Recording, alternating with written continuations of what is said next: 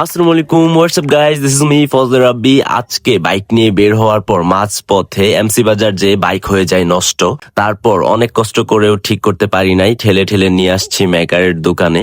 এখন এখানে একটা পাস লাগবে, ওয়েল ফিল্টার। এখন এটা আনার জন্য যেতে হবে। তারপর এক বড় ভাই আসলো, ওর সাথে হচ্ছে আমি মাওনা যাচ্ছি ওয়েল ফিল্টার আনার জন্য। বাট রাস্তার মধ্যে দেখেন অবস্থা, রাস্তার মাঝখান দিয়ে লোক হাইটা যাইতেছে। এটা হচ্ছে স্বাধীন দেশ, যার যেমনি ইচ্ছা হাইটা যাবে। যদি কোনোভাবে গাড়ি এসে এদের উপর দিয়ে তুলে দেয় তাহলে চিন্তা করেন কি একটা অবস্থা হবে। সবাই তো উপরেই চলে যাবে। তো আবার রাস্তার পাশে দেখতে পারতেছেন কি ময়লা আবর্জনা দিয়ে ভরে রাখছে। আমার মতে বাংলাদেশের প্রত্যেকটা শহর আসলে ক্লিন করা দরকার, আমাদের সচেতন হওয়া দরকার।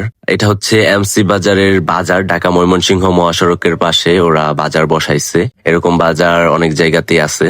তো ঢাকা ময়মনসিংহ মহাসড়কের মাঝখানে যে গাছগুলো আছে দেখতে পারতেছেন, আমি হেঁটে যাচ্ছি। এই গাছগুলা আপনারা জানেন কিনা, অনেক দামি দামি সুন্দর সুন্দর গাছ, অনেক সুন্দর ওয়েদারও পাওয়া যায় এখানে মাঝে মাঝে। তো এই রাস্তায় বেশিরভাগ সময় জ্যাম লেগেই থাকে, এন্ড বৃষ্টি হওয়ার কারণে রাস্তাঘাটও দেখতেছেন কাদা কাদা হয়ে গেছে।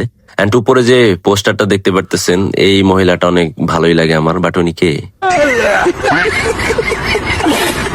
যাই হোক, তারপর আমরা আবার ব্যাক করি এখানে মেকার দোকানে, যেখানে বাইকটা রেখে গেছিলাম। রাস্তার মধ্যে দেখতে পারতেছেন কি পরিমাণ ধুলা, ভালোভাবে বোঝা যাচ্ছে না ক্যামেরাতে। এই জন্যই ঢাকা শহর বসবাসের অযোগ্য তৃতীয়তম শহর। যাই হোক, ভালো থাকবেন, আল্লাহ হাফেজ, আসসালামু আলাইকুম।